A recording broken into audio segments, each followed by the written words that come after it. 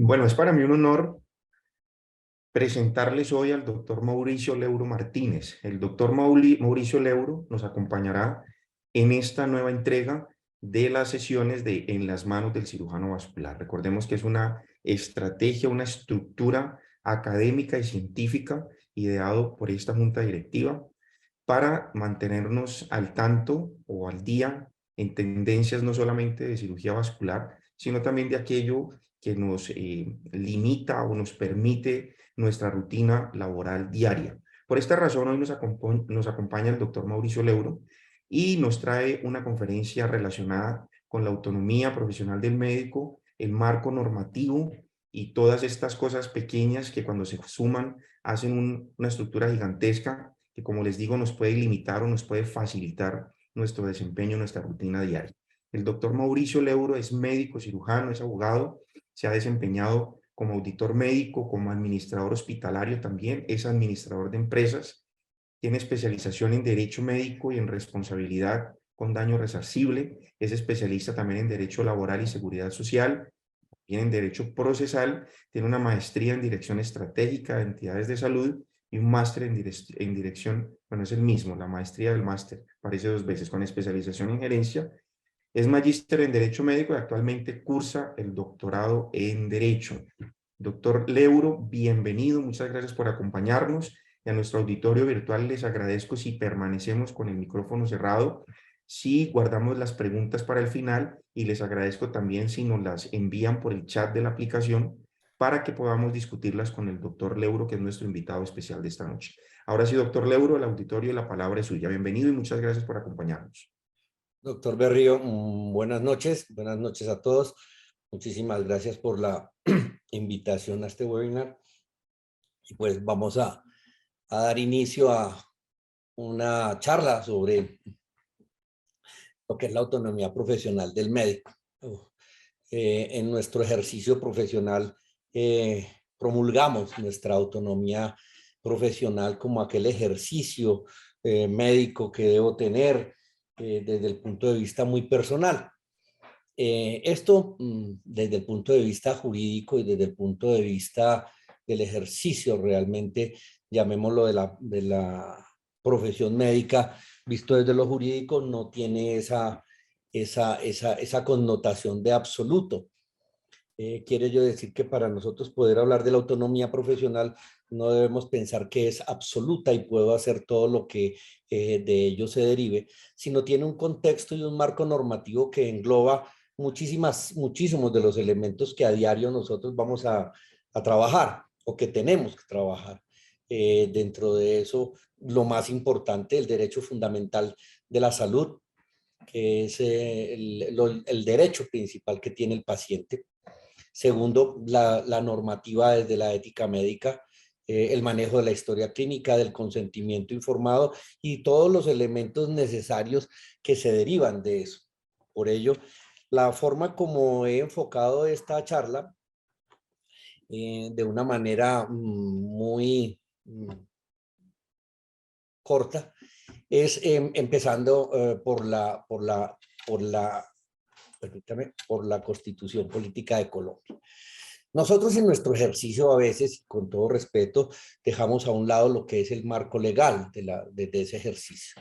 Y si empezamos por la Constitución Política de Colombia, nosotros vamos a tener en el ejercicio asistencial, médico asistencial, que tener en cuenta muchos de esos elementos constitucionales importantes. El primero de ellos, el derecho a la vida, que se dice que es el derecho a la vida es inviolable. Es decir, ¿quién puede violar el derecho a la vida? Nadie en nuestro país. El derecho a la vida es inviolable. Ni en ninguno del ejercicio profesional ni institucional podemos violar ese derecho. Algo que a diario vemos que se entorpece con las auditorías, con el post, con el no post, con las autorizaciones, etcétera, etcétera, etcétera.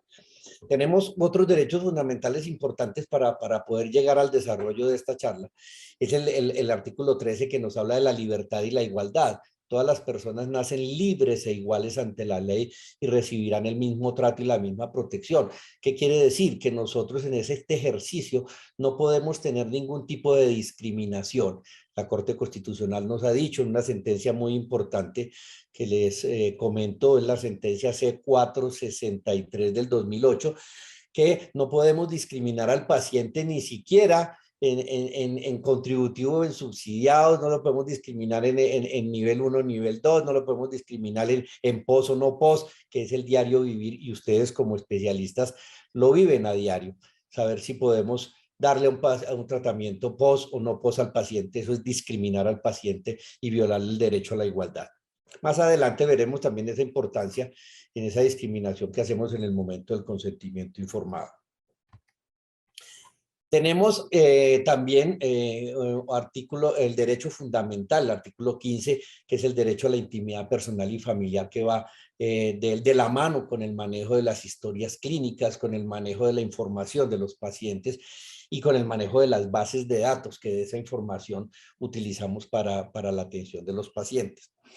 Por otro lado, tenemos el artículo 16 que nos habla del libre desarrollo de la personalidad, en el que decimos que toda persona tiene ese libre desarrollo de la personalidad sin más limitaciones que imponen los derechos de los demás y el orden jurídico. Ahí ya empezamos a amarrarnos en esa autonomía profesional. En pocas palabras y haciendo la explicación muy sencilla del artículo 16 de la Constitución, en Colombia nosotros podemos decir, yo puedo hacer lo que quiera. Yo puedo hacer lo que quiera, yo puedo manejar al paciente como quiera, como me la gana, como... El artículo 16 es el libre desarrollo de su personalidad, pero no podemos dejar a un lado que nos aclara, sin más limitaciones que imponen los derechos de los demás y el orden jurídico. Entonces entramos a trabajar directamente con el ordenamiento jurídico. Para entender un poquito ese ordenamiento jurídico, quiero mencionarles que dentro del marco del derecho tenemos nosotros lo que conocemos como la pirámide de Kelsen, que son las normas, la jerarquía de las normas, constitución, tratados internacionales, leyes, decretos, resoluciones, ordenanzas, acuerdos y contratos. Eso en el derecho. Pero también tenemos lo que llamaríamos una pirámide de Kelsen en salud, que es lo que nosotros denominamos la Lex Artis. Es la Lex Artis, que son las leyes del ejercicio médico, y también tiene su pirámide de Kelsen, y la dividimos en... La cúspide la denominamos nosotros la medicina basada en la evidencia, seguido por las guías de práctica clínica, los protocolos clínicos, los protocolos médicos, la doctrina médica, que son los autores de la medicina, las revistas y los artículos científicos, las revistas médicas, y por último lo que denominamos los baremos. Es decir, en el ejercicio profesional tenemos nuestra pirámide de Kelsen con una jerarquía, y de ahí viene entonces de donde nosotros vamos a controlar, de ahí es donde se pierde lo absoluto de esa autonomía profesional de la que estamos hablando. Es decir, tenemos una ley dentro del ejercicio profesional y que se denomina la Lex Artis, que es la base de todo el funcionamiento. Bueno, dentro de esos derechos constitucionales tenemos también la libertad de conciencia. La libertad de conciencia dice que nadie podrá ser molestado por relación de sus convicciones o creencias, ni compelido a revelarlas, ni obligado. Lo utilizamos mucho en el ejercicio asistencial, toda vez que si el médico no tiene la plena convicción o la conciencia de realizar un procedimiento, no puede ser obligado. Ese también es importante desde el marco constitucional. Recordemos la seguridad social como un servicio público de carácter obligatorio, irrenunciable, que es como funciona nuestro sistema hoy dentro de tanta polémica por las múltiples reformas que se están planteando, y esperar a ver en qué queda. Pero el más importante de ellos es el que nos compete a nosotros. Y quiero que así lo tengan en cuenta. Del artículo 48 nace la seguridad social, y del artículo 49 es el que nos compete realmente a la parte asistencial.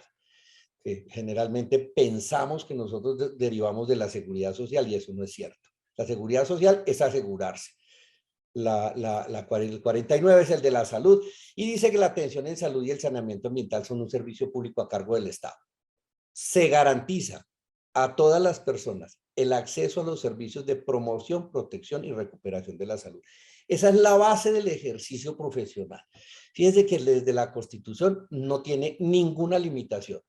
No hay ninguna limitación para el ejercicio profesional desde el orden constitucional, lo que significa que las instituciones prestadoras de servicios de salud, llámese hospitales, llámese clínicas, llámese centros médicos, llámese laboratorios, o profesionales en su ejercicio independiente, primero tienen una obligación de atención y no tienen limitación para esa atención. La limitación que si lo unimos con el artículo 16 que acabamos de ver, nos dice el orden jurídico. Y ese orden jurídico desde lo asistencial, ¿cuál sería? La lex artis. Ya vamos dándole forma entonces a esa autonomía profesional vista desde el marco normativo y constitucional. De ese artículo 49 se nos deriva la ley 1751, que es la del 2015, que es la ley estatutaria de salud. Tuvieron que pasar muchísimos años del 91 al 2015 para poder hablar de la ley estatutaria de salud. Es decir, una ley que tiene, que maneja o que estipula, desarrolla, perdón, el derecho fundamental a la salud. Solo hasta el 2015 se desarrolla, después de más de 2.800 sentencias de tutela sobre salud. La ley 1751 rige el derecho fundamental de la salud, derivada de los tratados de la ONU de 1948, donde dice que la salud es un derecho prestacional independientemente de los factores de orden administrativo, financiero y presupuestal. Así las cosas, tenemos nosotros un sistema de salud como derecho fundamental con una atención con plena integralidad, es decir, atención íntegra, sin ninguna limitación, con calidad, con oportunidad y con eficiencia. Son los principios básicos de ese derecho fundamental de la salud, que si lo analizamos al cómo se maneja realmente, vemos que no se lleva a cabo, no se cumple. Nos limitan en el ejercicio, tenemos que depender de una autorización, tenemos que depender de un plan de beneficios, tenemos que depender del turno de un especialista, tenemos que depender de una serie de factores, tanto técnicos como administrativos, que limitan a los pacientes en la atención, cuando realmente tenemos una cobertura absoluta en salud en nuestro país. Vuelvo y les digo, en salud, diferente a seguridad social, que es la confusión que vivimos. Entonces tengamos claro que nosotros, desde el punto de vista médico, asistencial, hospitalario o de IPS, nos regimos es por el artículo 49 constitucional y por la ley 1751, no por la seguridad social, a diferencia de lo que se cree. Bueno, ¿qué es ese sistema de salud? Pues es ese conjunto armónico de principios, normas, políticas públicas, instituciones, competencias, procedimientos, facultades, obligaciones, derechos y deberes, todo lo que el Estado debe tener para garantizar la materialización del derecho fundamental de la salud. Es decir, la salud prima sobre todo lo demás. ¿Sí? Es de carácter obligatorio, es autónomo ese derecho fundamental a la salud, y como les digo, se debe prestar de forma obligatoria independientemente de cualquier factor. Eso es importante para que los médicos sepamos que no nos pueden limitar en el ejercicio, no nos pueden limitar en el ejercicio ni en la formulación. Dentro de esa ley 1751 se habla de la negación, de la prohibición de negar servicios de salud. Realmente no existe ninguna norma que permita que se niegue la prestación de los servicios de salud. No se pueden negar servicios de salud en nuestro país. Tenemos siempre la connotación de que lo que no se niega son las urgencias, pero ese contexto de la atención inicial de urgencia es un contexto antiguo de la ley 10 de 1990, que ya no aplica para la seguridad social, de la ley del 93, de la ley 100 del 93. Por eso se dice que la salud como derecho fundamental no puede ser negada. ¿Sí? Las autorizaciones son elementos de orden administrativo que van a vigilar y controlar un contrato, pero no tiene nada que ver con la prestación y es importante que nosotros en lo asistencial lo tengamos muy claro. Ahora bien, en los eventos en los que se niegan pues, servicios, violando el derecho fundamental a la salud, pues tenemos sanciones penales, disciplinarias, éticas, etcétera, etcétera, que pueden repercutir para el ejercicio.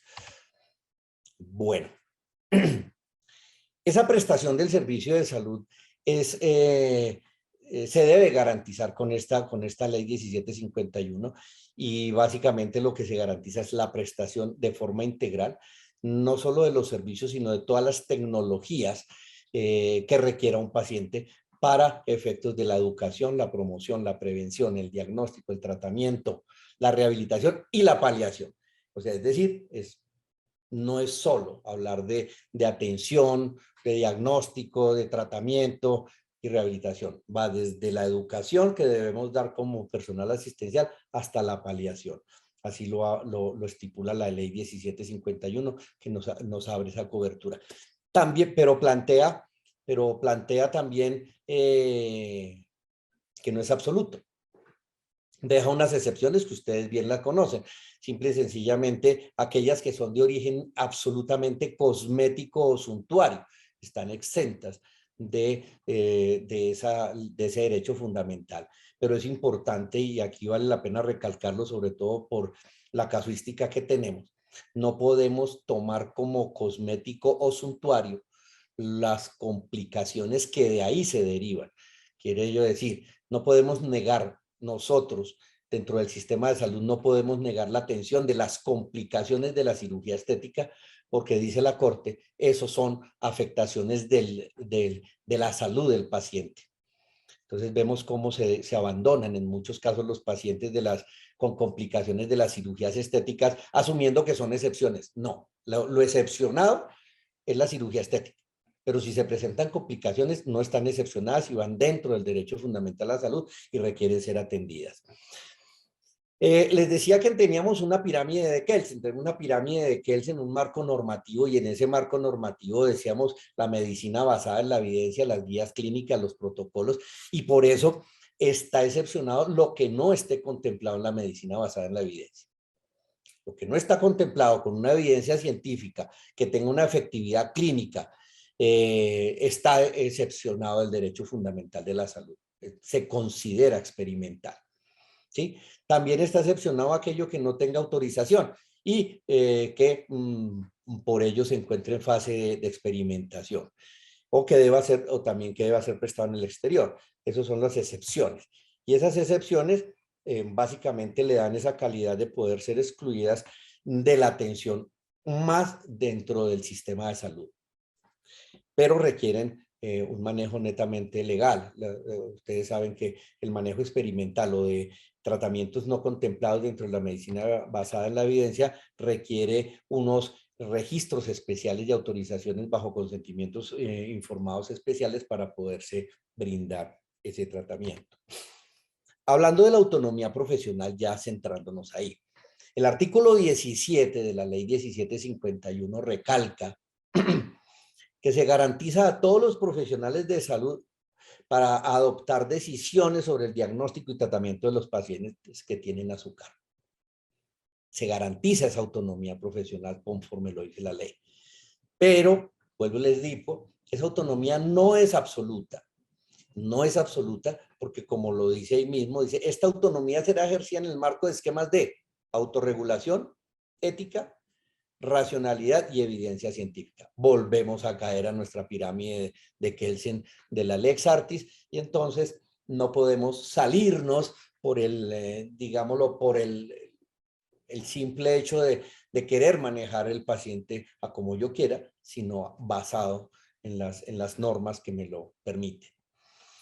Por otro lado, esa autonomía profesional que se garantiza con el artículo 17 de la ley 1751 también prohíbe todo tipo de constreñimiento, presión o restricción para el ejercicio profesional y para la restricción en la autonomía de los profesionales en salud.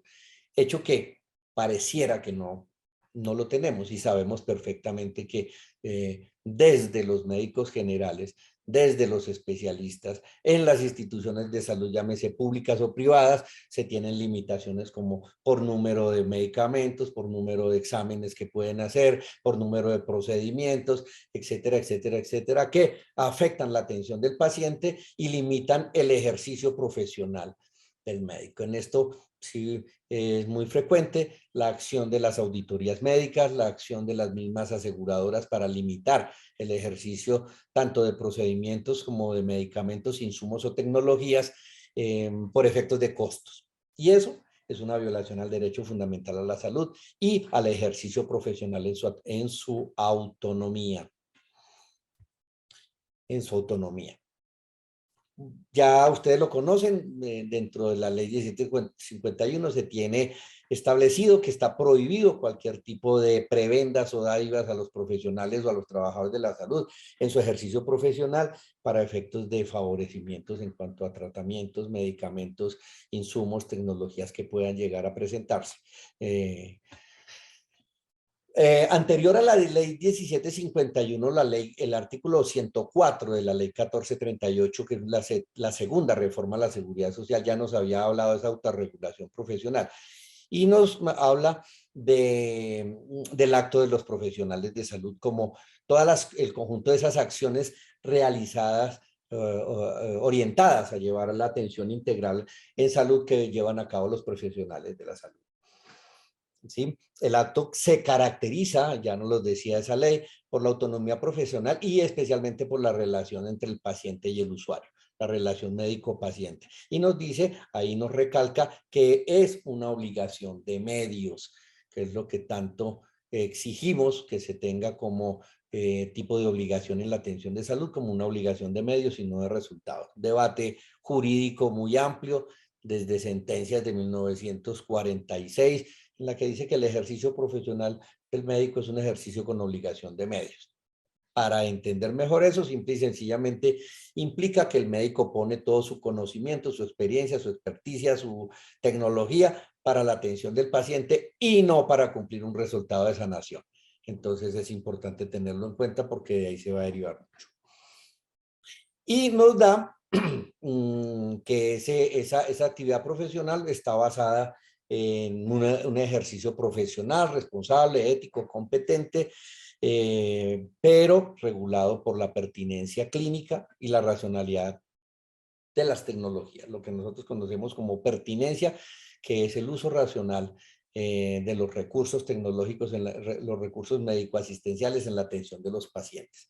Eso es lo que nos corresponde a los profesionales de salud para atención pertinente de los pacientes, sin uso inadecuado de tecnologías, sin incurrir en inadecuados manejos o conductas que afecten el código de ética médica.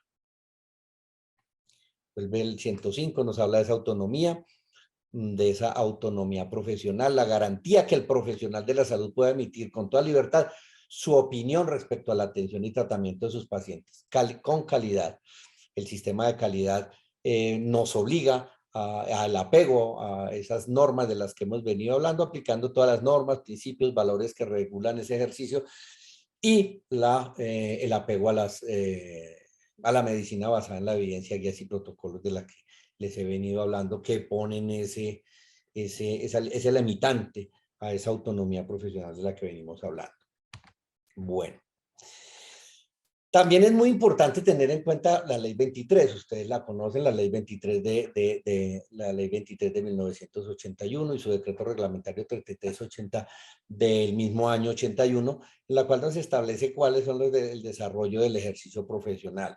Esa ley nos habla de la medicina como la relación que debe tener el médico con los pacientes, el médico con sus colegas, el médico con las instituciones y básicamente que se busca cuidar la salud del hombre, cuidar la atención de los pacientes, perfeccionar la especie humana, mejoramiento de los patrones de vida, la prevención de las enfermedades, pero básicamente es el cuidado que debemos tener de los usuarios de los servicios de salud.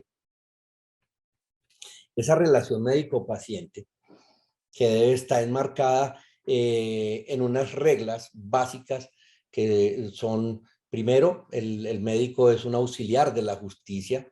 El médico siempre va a funcionar como un perito en la actividad jurídica. También debe propender por la búsqueda de la verdad. Hoy por hoy, con esta, tengo que decírselo, con esta medicina preventiva que estamos hablando, medicina defensiva que estamos ejerciendo hoy en día, entonces hace que se distorsione un poco la búsqueda de la verdad por parte de los profesionales de salud. Se tienen ya algunos escritos sobre lo que el colegaje ha venido haciendo en el manejo de distorsionar la atención de los pacientes cuando de llamados a la justicia se hace. Entonces es muy importante que nosotros recordemos que desde el punto de vista de la ley 23 del 81 existe una obligación de la búsqueda de la verdad, de ser auxiliar de justicia y de orar como perito para el ejercicio de la justicia en salud, de la justicia. De esa relación médico-paciente es importante que recordemos nosotros que el médico debe tener una atención cordial, basada en la voluntad del paciente, basada en esa voluntad del paciente y no una relación solamente en el conocimiento médico, sino en la relación médico-paciente, que es una relación netamente contractual, que nos permite a la aquiescencia de la voluntad del paciente, brindarle una atención dentro de los tiempos necesarios. Uno de los inconvenientes que hoy por hoy y a partir de la ley 100 de 1993 tenemos la creencia errada de que los pacientes deben ser atendidos en un tiempo no mayor a 20 minutos, con una exigencia y limitación por parte de las entidades aseguradoras, por parte de las directivas de las instituciones, por parte de las auditorías, cuando eso realmente no es cierto. Lo que dice la norma, que es la resolución 5261 del año 94, es que el paciente debe ser atendido en un término no menor de 20 minutos, al contrario de lo que vemos a diario. Y ustedes como yo sabemos que un paciente en 20 minutos no se puede evaluar en forma integral. Bueno, esa relación médico-paciente siempre va a estar enmarcada en la voluntad, el principio básico de la voluntad del paciente. Y para ello, nosotros manejamos lo que se denomina el consentimiento informado. La ley 23 nos habla en su artículo 15 y 16 nos habla de que el médico no debe exponer a riesgos innecesarios a los pacientes. Tampoco basarse en tratamientos que no estén contemplados, ya lo habíamos dicho, la medicina basada en la evidencia, lo que los llevaría a tratos experimentales, y solamente debe manejar al paciente en lo que requiera desde el punto de vista netamente indispensable. Todo esto, ¿dónde se va a evaluar? ¿Dónde va a quedar? Siempre en el manejo de la historia clínica que desde esa ley 23 del 81 nos habla. La historia clínica como un registro obligatorio de todas las condiciones del paciente, teniendo en cuenta que es un documento privado, reservado, que solo debe ser conocido, que solo se debe conocer por el equipo médico y que es de propiedad del paciente, que debe tener un diligenciamiento en forma clara y que solo está obligado a a hacerse entrega a las autoridades judiciales en el momento que lo requieran, a los profesionales de la salud y y al uso dentro de las instituciones, pero con una absoluta reserva. Desde el punto de vista jurídico, existen múltiples sentencias del Consejo de Estado y ya también de la Corte Suprema de Justicia que nos hablan del manejo de la historia clínica. La historia clínica es el registro secuencial de toda la atención del paciente, que tiene unos elementos básicos como son el registro de las actuaciones, procedimientos, aplicaciones, diagnósticos que se le hacen al paciente y que van a permitir conocer no solo a las autoridades, sino a todo el personal lo que ha sucedido en la atención del paciente. La Corte Suprema de Justicia del Consejo de Estado mencionan la historia clínica como elemento esencial para documental, elemento esencial documental para conocer qué ha pasado en la atención del paciente. Por eso se debe recalcar hoy por hoy al personal de salud la importancia del debido diligenciamiento de las historias clínicas. Historia clínica que debe tener unas características propias. Se registran todos los datos de la condición somática, psíquica, social, cultural, medio ambiente, económica del paciente. Ya les había dicho. Acá tenemos, permítame, debe tener una integralidad.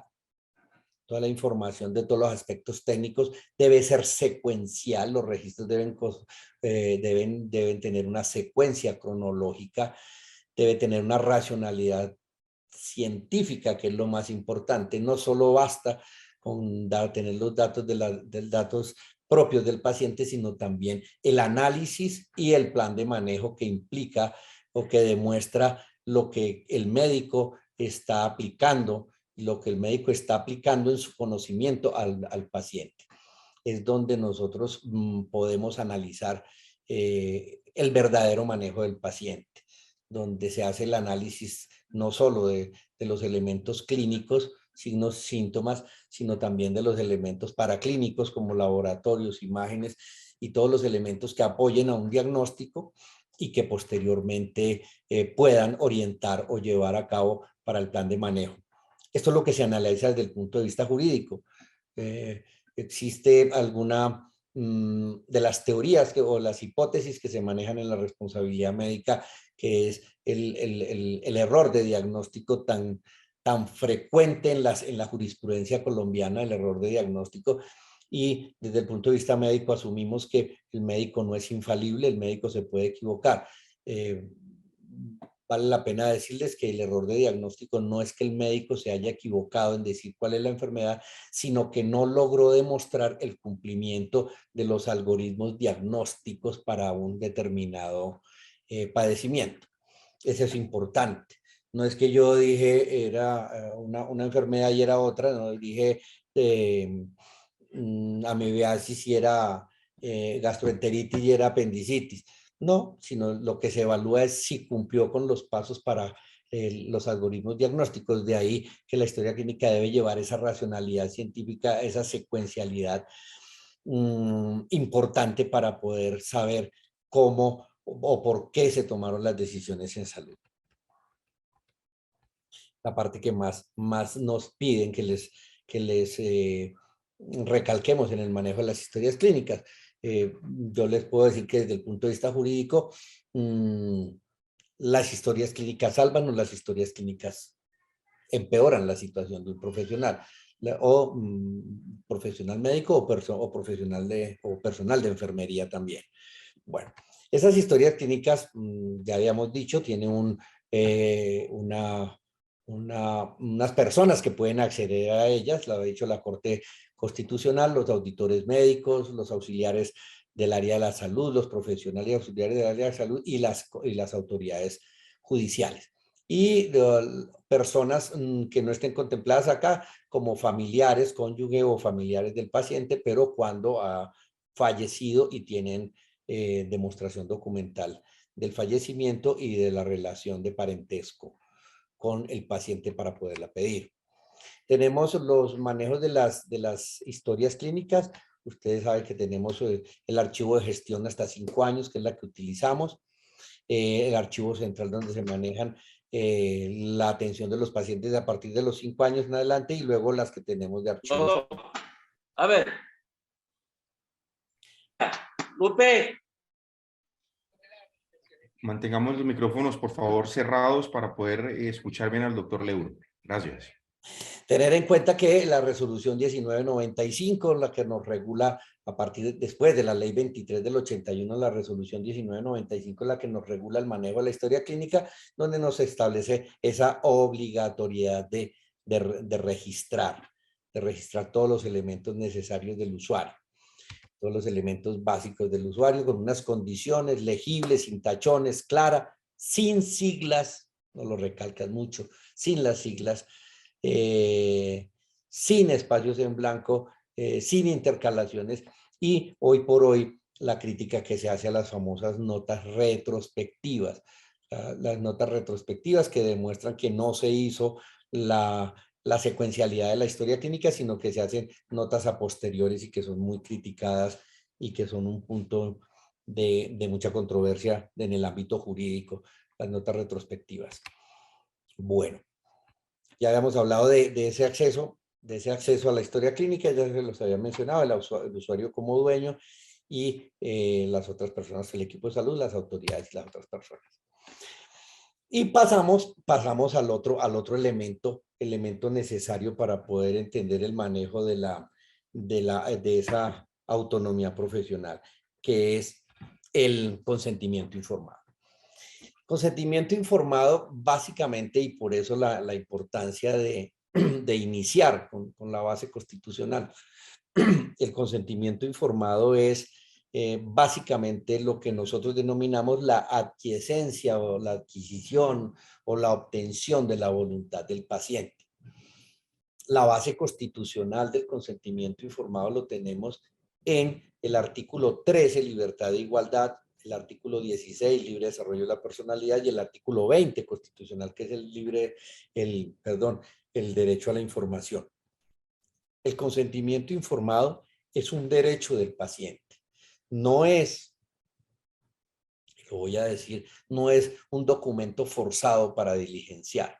El consentimiento informado es la aquiescencia de la voluntad del paciente que nos permite demostrar que nosotros dentro del ejercicio asistencial le informamos al paciente el tipo de procedimiento que se le va a realizar, los riesgos que puede presentar ese procedimiento, las posibilidades terapéuticas que tiene el paciente dentro de su padecimiento, y algo muy importante, informarle quién es el que va a realizar el procedimiento. Esos son elementos que permiten denominar al consentimiento como el consentimiento idóneo, es decir, aquel consentimiento que tiene esas características propias que debe contener, aquí las tengo, se las voy a adelantar, que debe contener la información completa de todos los elementos propios y de los aspectos del paciente, de los procedimientos que se van a realizar. Se debe informar las habilidades de quien está diligenciando el consentimiento, es decir, el profesional, el especialista, las posibilidades terapéuticas que tenga. De forma clara se le explica al paciente. Clara es, dice la Corte Constitucional, en su idioma, no es explicarle en todas las palabras técnicas médicas que no entienda, sino en su idioma, y debe ser suficiente, es decir, que debe ser necesario para que el paciente comprenda qué es lo que se le va a realizar, ¿sí? Y que esto permita una eficacia en la posibilidad de que el paciente pueda llegar a decidir, ¿sí? Y debe ser previo y continuo. Es decir, no basta con el error que cometemos múltiples veces en nuestro ejercicio, que es el firmar, firmar un papel de orden administrativo en el que ponemos el nombre del paciente, diligenciamos unos tipos de riesgos y firmamos, pero a veces, en muchas ocasiones, no hemos tenido la oportunidad de explicarle al paciente nada, y esto es lo que se evalúa. El día de ayer sale sentencia, una sentencia en la que nos está hablando, la Corte Constitucional está diciendo la atención del paciente debe ser evaluada desde el consentimiento informado. Es importantísimo que nosotros lo tengamos en cuenta. Teníamos, ahí me adelanté, entonces como les decía, el consentimiento implica esa aquiescencia, aceptación, y es el resultado del haber recibido una información completa. Tenemos una inadecuada concepción del consentimiento informado. El derecho italiano el derecho italiano ha dicho con relación al consentimiento informado que el consentimiento informado no es una boleta para agredir al paciente. no es una boleta para agredir ni para matar, dice el consentimiento informado. Un poco drástico lo dice, pero a veces pensamos que el simple hecho de que hayan firmado el consentimiento me exonera. La Corte Constitucional, el Consejo de Estado y la Corte Constitucional han dicho, el consentimiento, la presencia del consentimiento informado no exonera la responsabilidad y la falta del consentimiento genera la responsabilidad. Quiere decir que el consentimiento informado solo demuestra que al paciente se le informó, pero no significa que por eso contempla todos los posibles errores que se puedan tener. Hay un aporte del doctor Martínez Rabé. Dice, el consentimiento del paciente o su autorización escrita para que lo intervengan no autoriza al profesional para que éste lo haga en estado de alicoramiento, con desconocimiento de protocolos, cometa culpas graves o deje implementos quirúrgicos en el organismo del paciente. Es muy claro lo que dice. Simple y sencillamente es informarle al paciente lo que puede pasar, pero no que le va a pasar, ¿sí? Sino lo que pueda llegar a pasar. Entonces el consentimiento informado hoy por hoy requiere un manejo diferente al que se le da, no es simplemente firmar documentos, sino informar al paciente, hablar con el paciente, lo que se dice de la medicina antigua, el médico amigo, el médico que hablaba y le comentaba todo al paciente. Hoy por hoy, dados esos tiempos de los que acabamos de hablar, se ha dejado a un lado y simplemente se firma un documento de orden administrativo. Tengo aquí una parte del Consejo de Estado que nos habla del consentimiento idóneo, que es cuando el paciente realmente acepta o rechaza el procedimiento con base en la información que se le ha dado. Es cuando el paciente realmente acepta después de haber entendido absolutamente todo lo que se le va a realizar. El consentimiento no idóneo es aquel que simplemente utilizamos como un documento de orden administrativo que, como bien lo saben, ustedes como médicos tratantes, a veces sucede en el momento previo, instante antes de la cirugía, sin haber hablado con el paciente. Otros meses atrás, muchos meses atrás, antes de la cirugía, cuando lo conoció, le hizo firmar el consentimiento informado. Pero no existe la secuencia, hay que ser repetitivo, reiterativo para la información del paciente.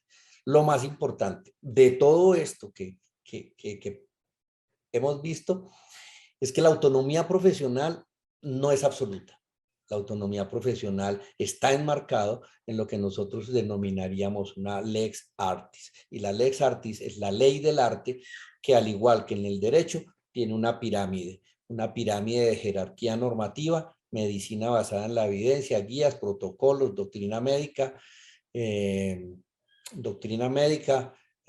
artículos científicos, revistas y baremos. Baremos significa comparaciones con otros profesionales.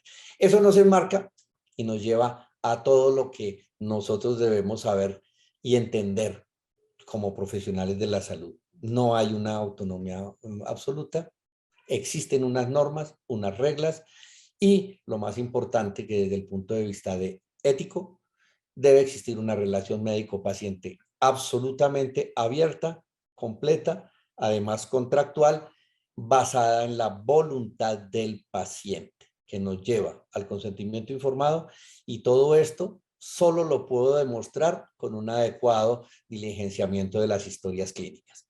Básicamente es redondear todo lo que hemos visto, doctor Berrío. No sé qué inquietud tenga o qué dudas se puedan presentar.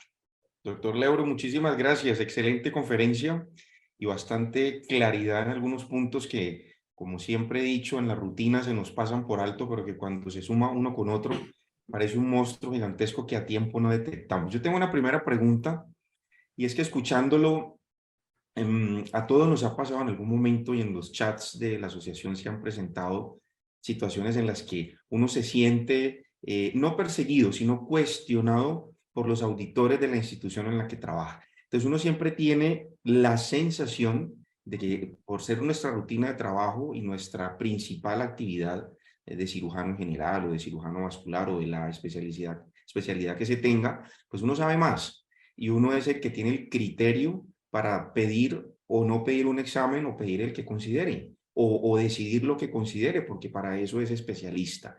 pero resulta que el auditor viene y pone alguna traba, alguna dificultad, le parece que no, entonces uno siente que no le está argumentando un par, sino un personaje que es un auditor. Usted está en su sitio, yo estoy en el mío. ¿Cómo manejarlo? Usted que fue auditor y que tiene el entrenamiento, ¿cómo manejarlo? ¿Qué es la realidad del asunto? Excelente pregunta, doctor. Tiene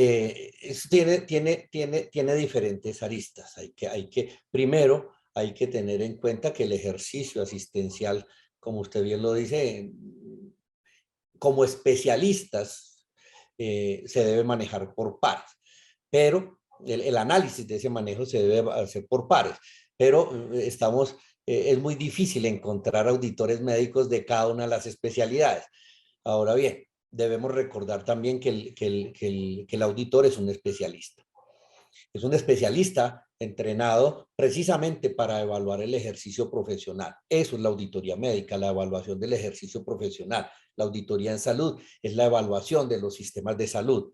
Y la auditoría de calidad es la auditoría, es la evaluación de la prestación con calidad y con oportunidad. Bueno, lo importante, lo más importante, doctor, es que el especialista o el médico tratante tenga claro que está aplicando la medicina basada en la evidencia, sus guías y sus protocolos. Y ante eso, tiene plena autonomía profesional para su ejercicio y no se puede llegar a controvertir.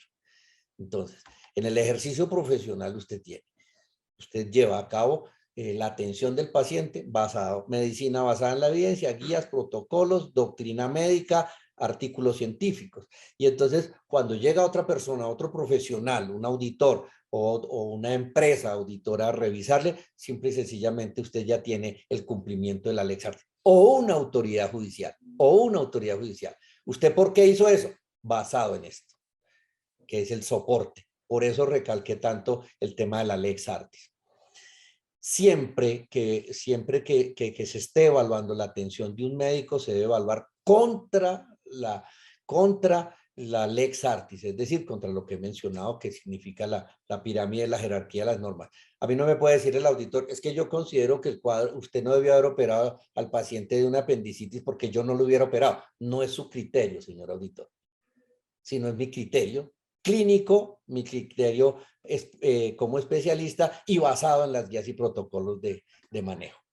¿Sí? Sí, Porque perfecto. Yo creo que quedó claro, aunque no necesariamente son procederes quirúrgicos, eventualmente son medicamentos que no cuentan con INVIMA, pero que uno sabe que pueden beneficiar el cuadro. Y eso ya sería otro tema. Eso dejémoslo para alguna otra oportunidad que nos encontremos.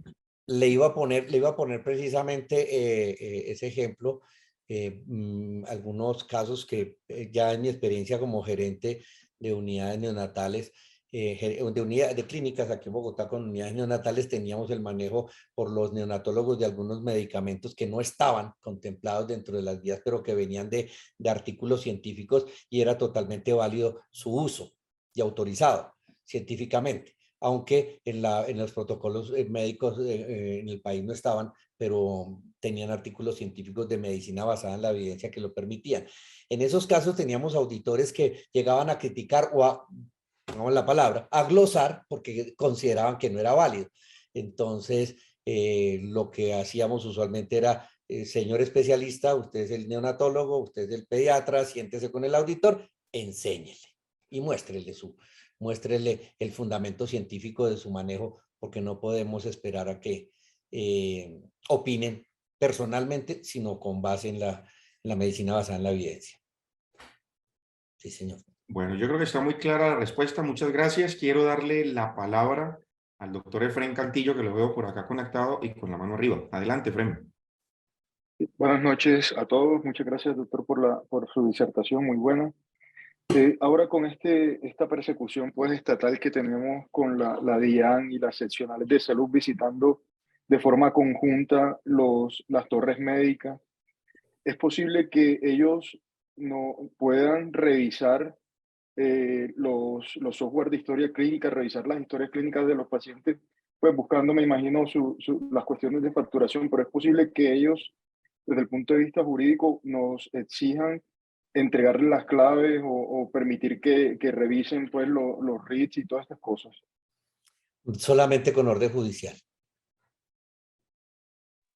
Perfecto, doctor, muchas gracias. Solamente con una orden judicial, porque existe una privacidad y una absoluta privacidad en esas historias clínicas, y usted es el encargado, ustedes son los encargados de velar por esa privacidad del paciente, y no puede cualquier persona decir, yo soy Diane, ábrame su historia clínica. No, tiene que existir una verdadera historia clínica. Por eso mencionamos quiénes son: equipos de salud, auditores médicos y el paciente, obvio, su familia en los casos de pacientes fallecidos, y órdenes judiciales. Efraín, ¿está Muchas claro gracias. o profundizamos un poco más? Sí, no, muchas gracias. No, es la preocupación pues que están llegando de forma conjunta a las torres médicas, la seccional de salud con personal de la DIAN, y pues se meten, normalmente uno no está todo el tiempo en los consultorios, trabajamos en clínicas, hospitales, y nos da pues como temor que revisen las historias sin autorización, ¿sí? Y ubiquen datos que no son pues como, que no son potestad de ellos revisar. Entonces por eso la pregunta para el doctor. Pero muchas gracias por la aclaración. Orden judicial. Yo creo que ahí vale la pena de pronto entrenar a la secretaria que cada uno tiene en esto que el doctor claramente nos ha dejado expuesto. De pronto decirle, mire, no tiene una orden judicial, no es conveniente que usted se atreva a pedir ni revisar historias. Valdría la pena. Le quiero dar la palabra a nuestro compañero ortopedista muy querido por todos nosotros, el doctor Rodrigo Triana. Adelante, doctor Rodrigo, bienvenido. Muchas gracias, muy buenas noches, doctor. Muy amable y muy especial su conferencia.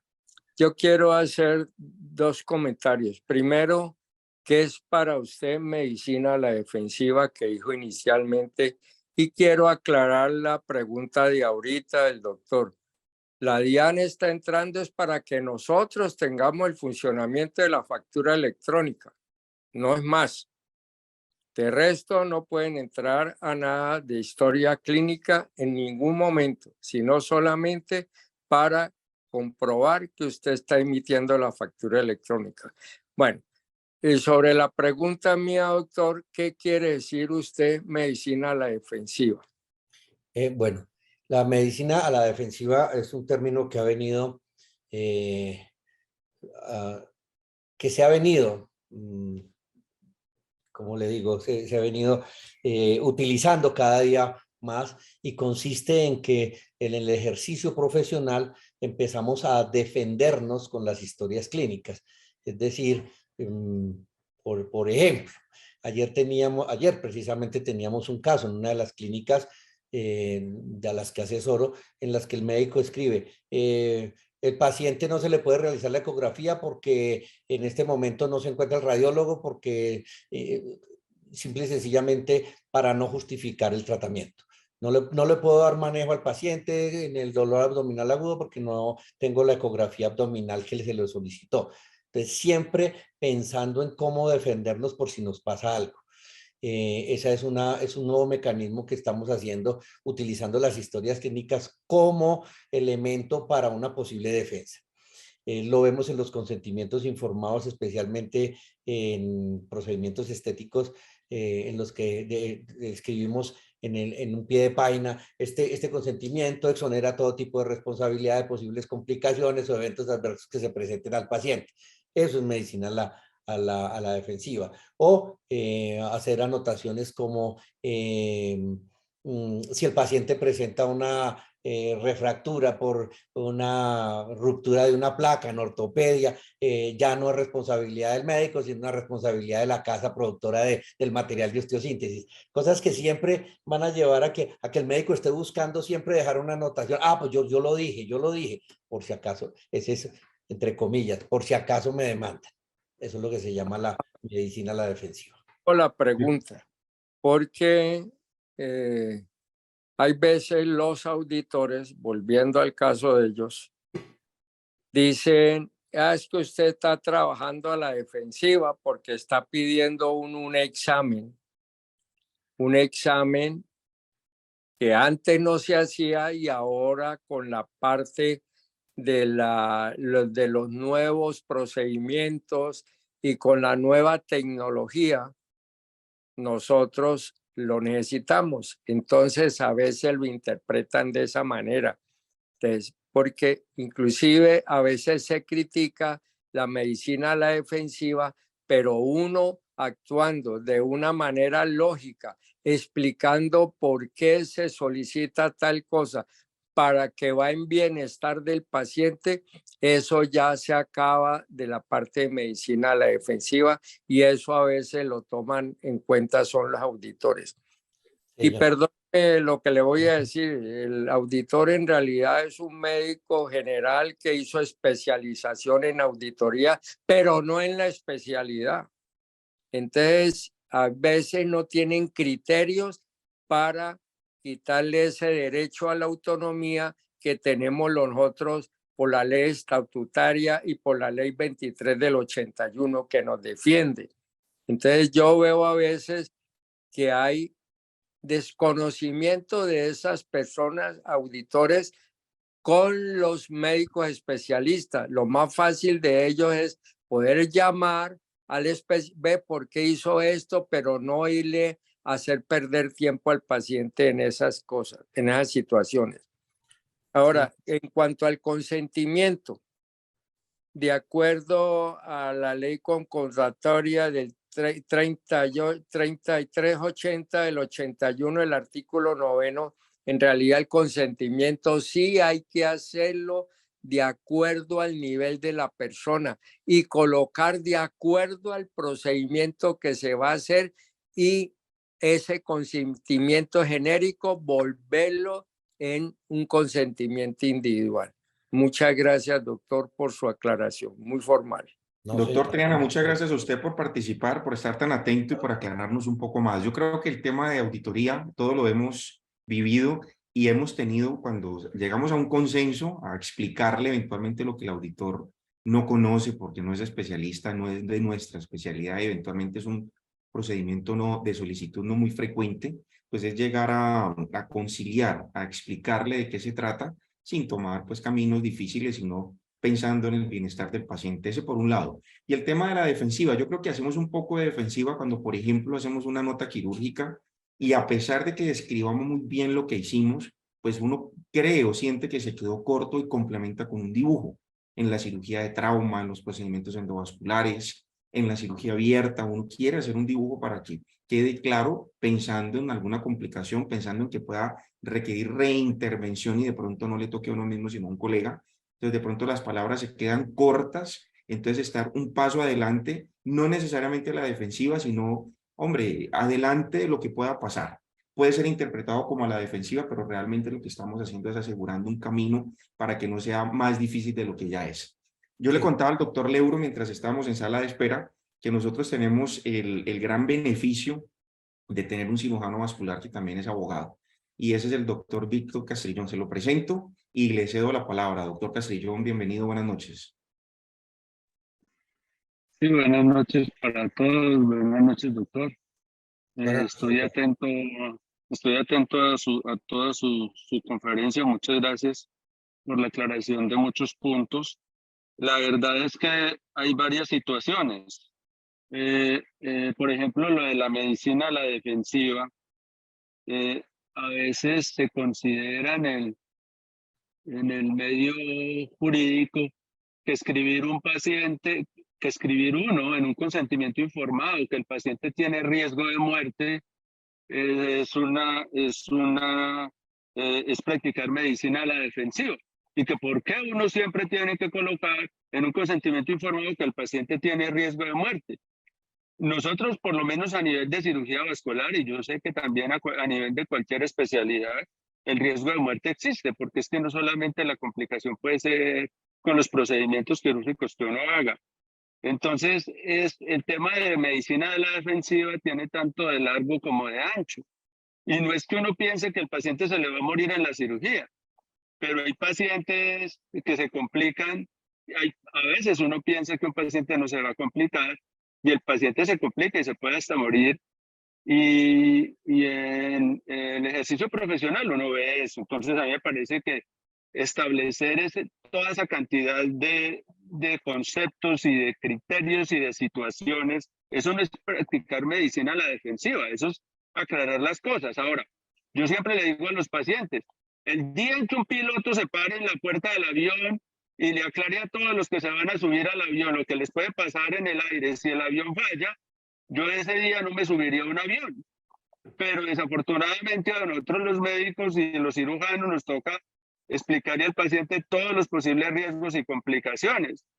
Y a veces uno se queda corto porque pueden existir muchas comorbilidades en los pacientes y los pacientes no alcanza uno a explicarles, así como usted dice, se le dedique tiempo y más tiempo y más tiempo, porque hay pacientes que a veces no le alcanzan a uno a comprender lo que les está diciendo.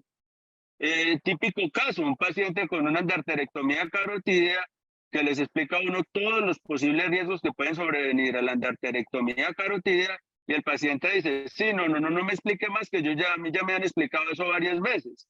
Y lo opera uno y después se queja que le quedó doliendo la herida quirúrgica, cuando no entendió en realidad la gravedad que tenía el procedimiento quirúrgico que uno le hizo. Entonces, con relación a eso hay muchas cosas, hay mucha tela de dónde cortar para el tema de lo de medicina a la defensiva.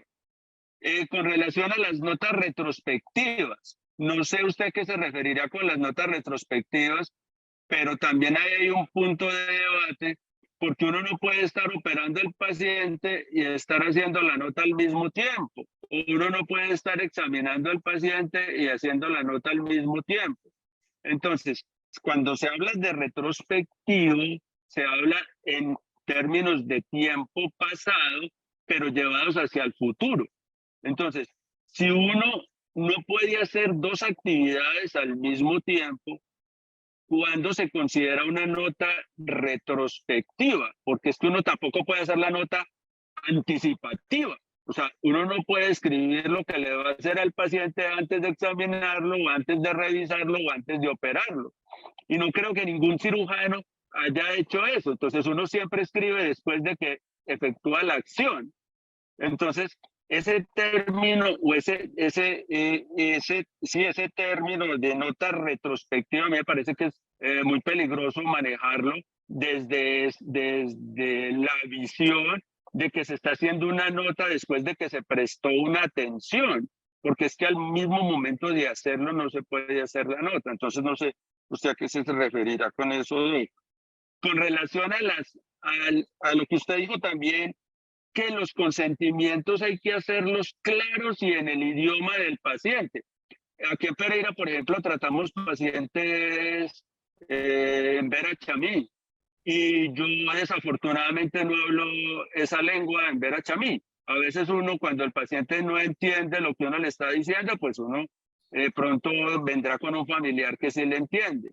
Entonces, mire que hay muchas limitaciones. Aquí día por día nosotros estamos atendiendo muchos pacientes extranjeros. Por ejemplo, el paciente que le decía la endarterectomía carotídea es un paciente holandés que habla holandés con su familia. El holandés yo no lo hablo. Entonces, ahí en esos asuntos yo pienso que también hay que mirar qué situaciones y hay que tener, pues con relación a esos criterios, darle un margen de aplicación a la norma, porque la norma si se aplica tal como la norma lo dice, estamos incurriendo también en un gravísimo error. No sé qué usted opinará de todo esto. Muchas gracias. Gracias, doctor. Bueno, mire, mi doctor Castrillón. Primero, vamos a tocar el tema de la nota retrospectiva. Está absolutamente claro, y esto lo vivimos todos los que hemos atendido pacientes que no atendemos y a la vez escribimos. Eso es claro. Hacemos relación a notas retrospectivas, aquellas notas que aparecen varias horas, llamemos, o días después de la atención. Es decir, que no corresponden a la propia atención. Si usted dura en un procedimiento 5, 6, 8, 10 horas, al terminar el procedimiento escribe, eso es totalmente claro. Estamos hablando que si atiendo a un paciente que se complica, un paciente que presenta alguna complicación dentro de la atención y después de que se reportó por enfermería o por otro médico en la evolución, luego aparece una nota del médico tratante diciendo, no, el paciente, nota retrospectiva, el paciente se encontraba en tal condición. Y, es decir, notas aclaratorias posteriores, y hablemos posteriores en el término racionalmente entendido, que no correspondió a la propia atención. No significa que haya sido atendido, que tenga que ser en el momento. Me hago entender, notas que aparecen un día, 2 días, 3 días, una semana, 2 semanas después de la atención del paciente, o aún cuando el paciente ha egresado. Eso es lo que nosotros llamamos notas retrospectivas. Con relación al consentimiento informado, y cuando yo digo que debe ser claro, accesible al destinatario, no estoy diciendo que tenemos que ser absolutamente políglotas nosotros los médicos para poder explicarle al paciente. El doctor Berrío nos hablaba de los dibujos, el doctor Berrío nos hablaba de los dibujos necesarios para complementar una descripción quirúrgica. También lo podemos hacer para explicarle al paciente cómo es el procedimiento. Y eso lo lleva a ser claro. Y no lo digo yo, lo dice la Corte Constitucional de Colombia, en la que dice que se le debe explicar al paciente en el idioma entendible. Es decir, si yo le voy a hacer al paciente una CEPRE, yo no le puedo decir, no, tranquilo, yo le voy a hacer una colangiopaquetografía endoscópica retrógrada porque no me va a entender. Si le digo que le voy a meter un tubo, que va a ir por aquí, que va a dar la vuelta por allá y que con eso lo va a sacar y lo va a explorar, va a entender y se le dibujo mucho mejor. A eso hago referencia con lo claro que debe ser. Y así lo especifica para la Corte Constitucional para poder ser llamado idóneo.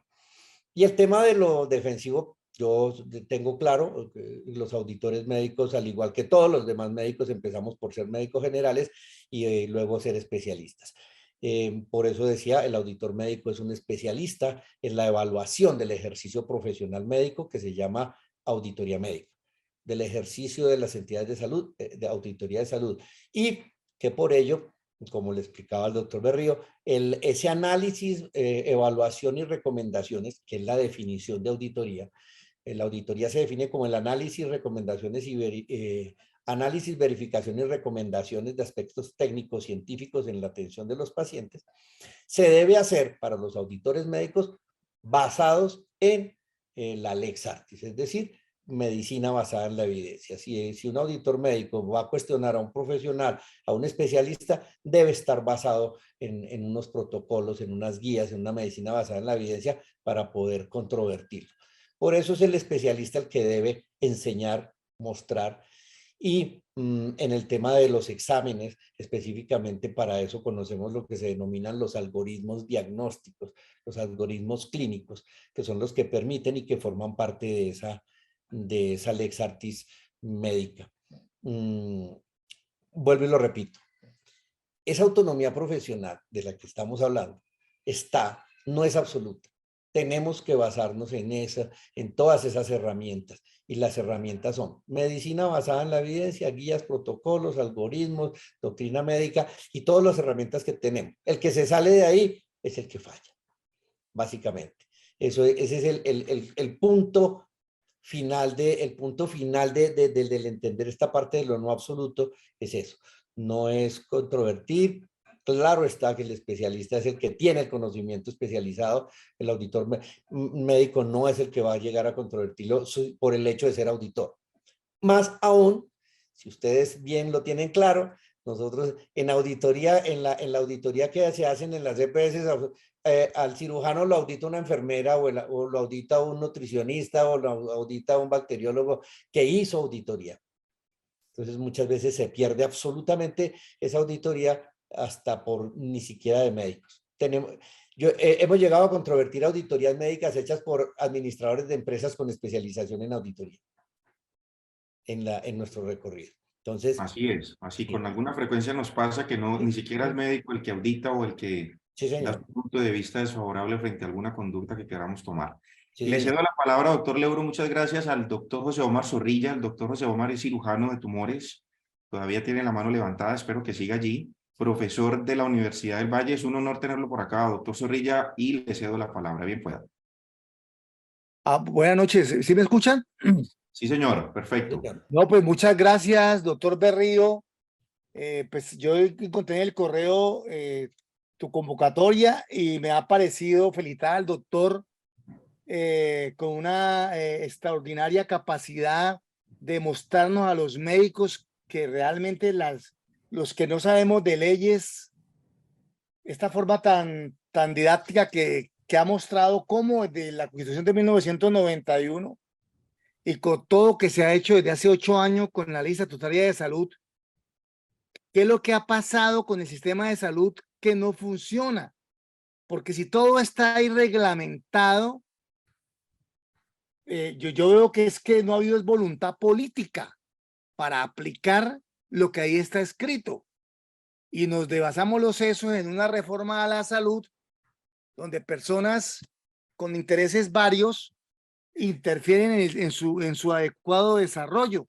Entonces, a mí me gustaría que el médico y el otro colega que son abogados nos explicaran pues eso, pues. Por lo que veo, todo esto está escrito en la Constitución, la salud, el derecho fundamental, todos somos iguales y viene la Ley Estatutaria de la Salud y todavía después de 8 años vemos toda esta dificultad y vemos que la mitad de la población colombiana no tiene ni siquiera un puesto de salud para ser atendido ni donde les ayudan a atender sus partos. Yo quisiera que me den más, explicarme mejor esto. Gracias. Doctor Zorrilla, muchas gracias. Mire, si el doctor Berrío me lo permite, claro está. Por supuesto, claro que sí. Voy a hacer una pequeña, voy a compilar de una forma muy práctica lo que realmente vivimos en nuestro sistema. Doctor Zorrilla, mire, con absoluta seguridad, sin ser político, ni politiquero, ni nada que se parezca, le puedo decir desde el punto de vista normativo, nuestro sistema es completo. Es un sistema muy completo, es un sistema amplio, es un sistema con una cobertura excelente, con una atención integral, con unas condiciones muy claras al punto que estamos calificados como uno de los mejores sistemas de seguridad social en el mundo. El sistema de Obamacare es copiado de la seguridad social colombiana y eso a veces no lo sabemos. Pero con gran sorpresa encontramos que si nosotros preguntamos qué es la seguridad social a cada uno de nosotros o a todos los que estamos, no sabemos qué es eso de la seguridad social. La seguridad social es un sistema de seguro que se deriva del artículo 48 de la Constitución. El artículo 48 dice: la seguridad social es un servicio público a cargo del Estado. Y de ahí se deriva la ley 100, la ley 100 del 93, la ley 1122 del 2007 y la 1438 del 2011. Pero eso es un sistema de aseguramiento, es como el seguro que yo le compro a mi carro. Crean las EPS. Claro, dice allá el artículo 48, la seguridad social podrá ser prestada por entidades públicas o privadas. De ahí nace la seguridad social. De ahí se forma la seguridad social y de ahí nacen las EPS. Mal entendido, desde el mismo año 1993, hemos entendido muy mal eso. ¿Por qué? Porque siempre pensamos que la salud depende de la seguridad social y la salud no depende de la seguridad social. La salud depende del artículo 49 constitucional, donde dice todas las personas tendrán el libre acceso a los servicios de salud. Es decir, aquí no me está asegurando, aquí me está diciendo la salud es obligatoria.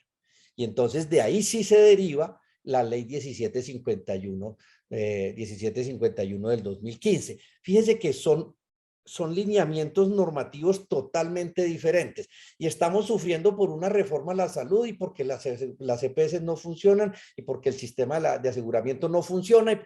No es que no funcione, está bien escrito, lo que pasa es que está mal interpretado y hay un desconocimiento muy grande de cómo debe funcionar la seguridad social como sistema de seguro.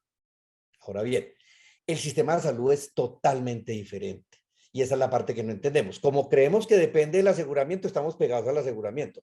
Pero si entendemos que la ley 1751 nos dice la salud es un servicio público a cargo del Estado, podemos entender que del artículo 49 constitucional se deriva, se reglamentó ese artículo 49 con la ley 1751 y por eso de ahí nacen los prestadores. La ley de los prestadores, de los profesionales de salud es muy diferente del aseguramiento.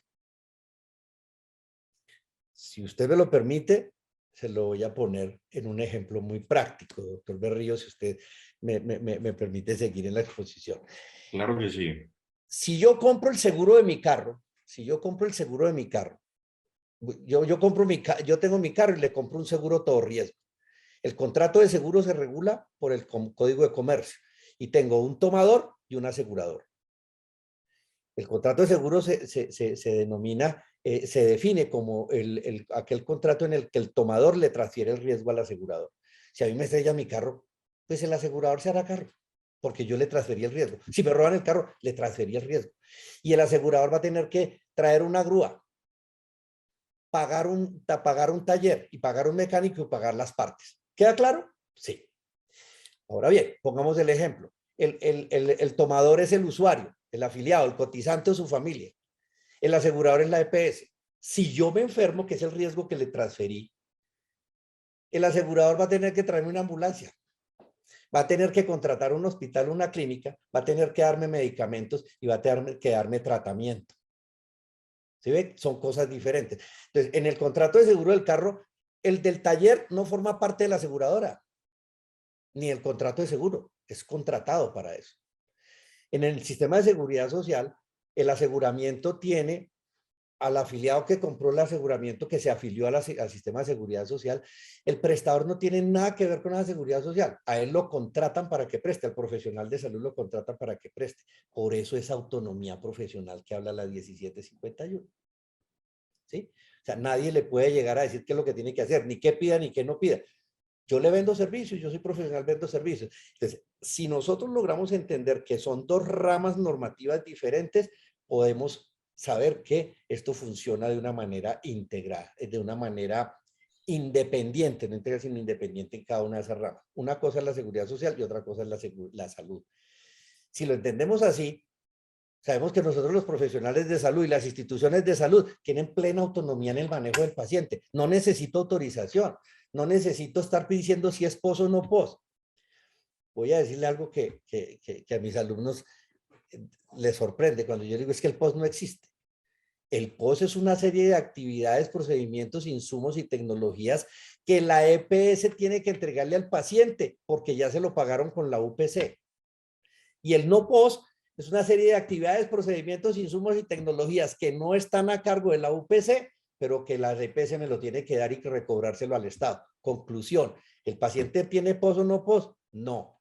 ¿La IPS tiene POS o no POS? No. ¿El médico tratante tiene POS o no POS? No. Eso es una cuestión administrativa. Así las cosas. Sí, doctor Leuro, en aras de optimizar el tiempo, yo creo que está claro el mensaje.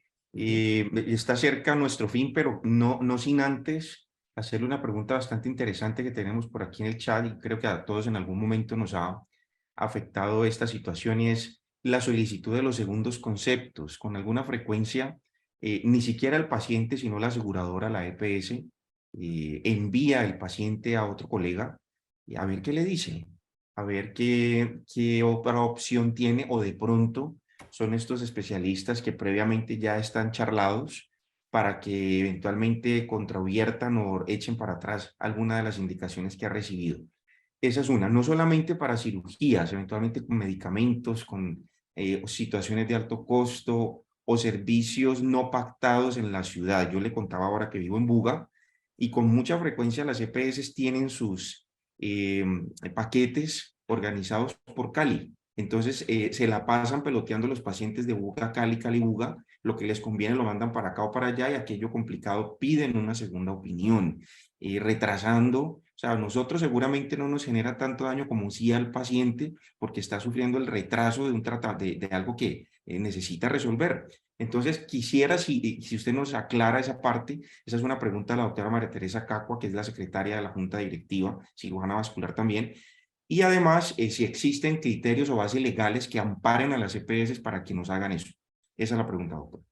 Bueno, primero, de lo último hacia lo primero. No existe ninguna base normativa en la que exijas segundos conceptos.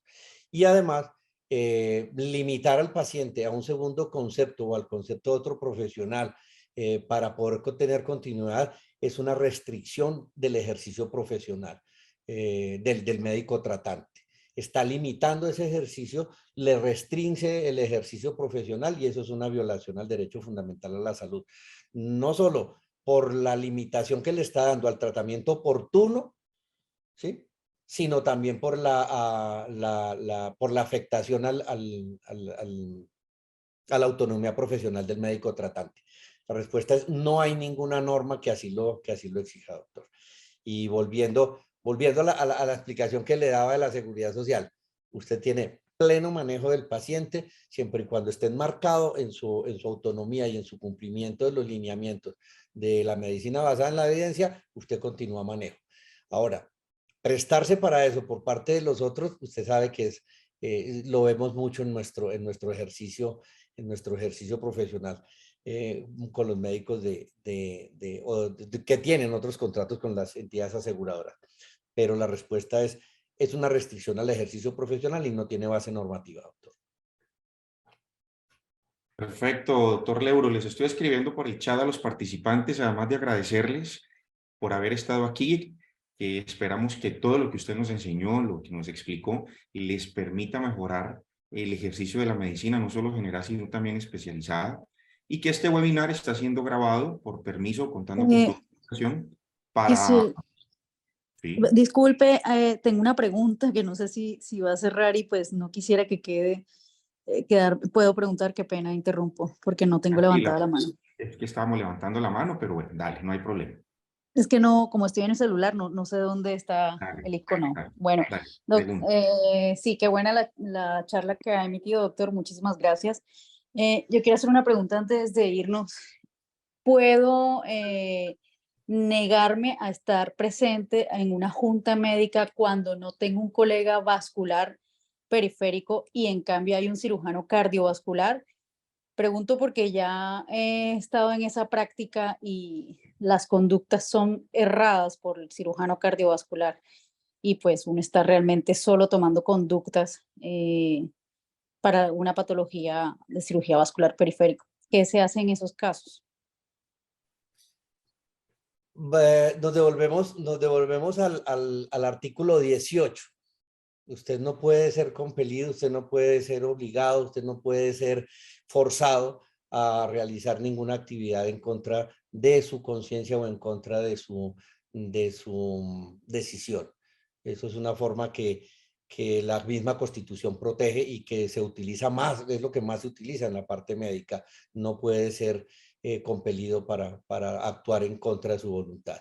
Si usted profesionalmente considera que no debe asistir o que no forma parte de eso, no puede ser obligada. Y más si tiene el fundamento científico para negarse. ¿Está claro, Mónica? Sí, muy claro, muchas gracias. Dale, perfecto. Bueno, doctor, dime, Mónica. Sí, ese artículo, ¿cuál es? Para tomar apuntes sobre. Artículo 18 de la Constitución Política de Colombia, objeción de conciencia. Ok, muchas gracias. Mónica, este webinar está siendo grabado, como les acabo de poner por el chat, y va a quedar disponible en el sitio web de la asociación. Allí está ese artículo que el doctor menciona, como en la mitad de la conferencia, creo, doctor, que está por allí, para que cuando quiera lo puedas revisar y, bueno, y tenerlo más claro. Dale, con mucho gusto. Así como le agradezco, Mónica, al doctor Leuro y a los demás participantes haber destinado estas horas de su tiempo para esta importante reunión que nos deja enseñanzas muy claras. Doctor Leuro, nuevamente muchísimas gracias. Asovascular le agradece a usted, a Praxis Pharmaceutical, por el apoyo que siempre tenemos de ustedes como empresa, como aliados estratégicos de Asovascular, no solamente en la parte científica, sino también gremial. Un abrazo, Praxis. Doctor Leuro, que tenga buen descanso. El resto de asociados, colegas y participantes, buenas noches. Muy buen descanso. Recuerden que la conferencia quedará cargada en el sitio web asovascular.com. Buenas noches. Muchas gracias.